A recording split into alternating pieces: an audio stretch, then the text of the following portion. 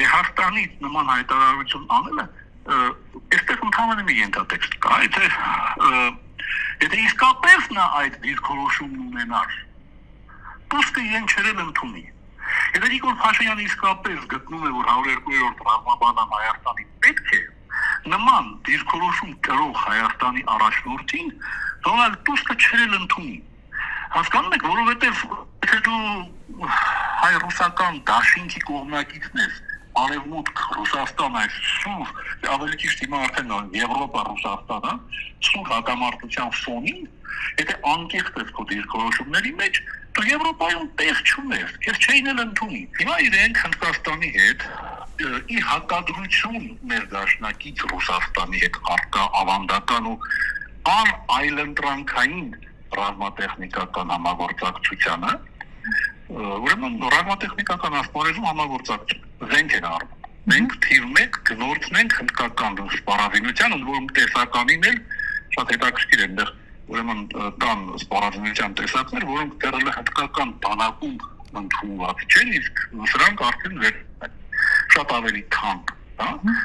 բայց այստեղ անգամ թանկ լինելը չի խնդիրը, որտեղ նույն զինատեսակների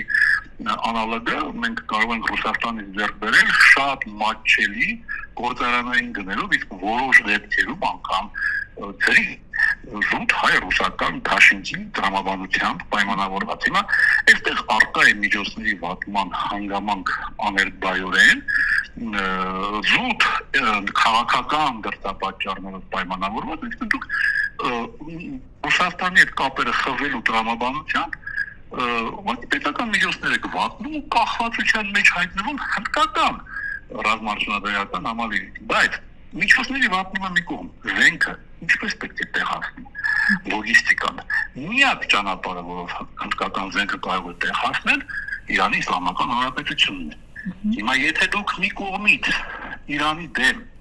հակաիրանական սցենարներում ինտենսիվորեն ներգրավված եք, մյուս պարազինությունների ուրեմն ստանալու միակ ճանապարհը Իրանն է։ Հիմա այս հակասությունը ինչպես է լուծելու։ Իրանական կողմի վստահությունը շահել այս իշխանությունը կարծում եմ արդեն չի կարող։ Բայց այլ խնդիր է, որ Իրանն էլ հակված է բանակցելու, հակված է խաղաղության, բայց իրենք պատրաստ են դիմադրելու, բայց պատերազմը չեն ուզում եւ գուցե իրենք էլ այսպես որպես մի վերջին շանս փորձում են Հայաստանին հնարավորինս հետ պահել։ Որ հակաիրանական սցենարներից դիվանագիտություն է։